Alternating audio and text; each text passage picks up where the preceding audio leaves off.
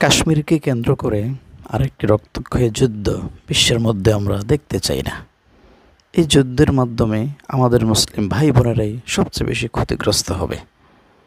আর কাশ্মীরকে বলা হয় পৃথিবীর ভূস্বর্গ, পৃথিবীর স্বর্গীয় এক রাজ্য কাশ্মীরকে বলা হয়। এই কাশ্মীরের মধ্যে পৃথিবী থেকে প্রতি বছর লক্ষ লক্ষ মানুষ আল্লাহ সুবহানাহু ওয়া তাআলার প্রাকৃতিক সৌন্দর্য, আল্লাহ সুবহানাহু ওয়া তাআলার সৃষ্টির সৌন্দর্য দেখতে আসে।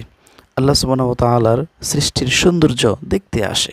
কি অপরূপভাবে আল্লাহ সুবহানাহু ওয়া তাআলা কাশ্মীরকে সাজিয়েছেন। এই সৌন্দর্যকে আমরা যুদ্ধের মাধ্যমে নষ্ট করতে চাই না। তার সাথে সাথে আমাদের মুসলিম ভাই বোনদের রক্ত আর ঝরাতে চাই না।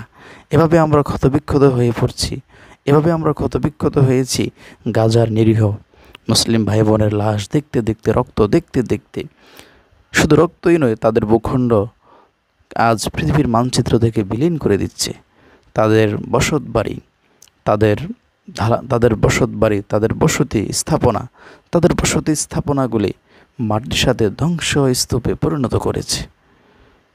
আল্লাহ সুবহানাহু ওয়া তাআলা আমাদেরকে যুদ্ধমুক্ত, শান্তিপ্রিয় একটি পৃথিবী দান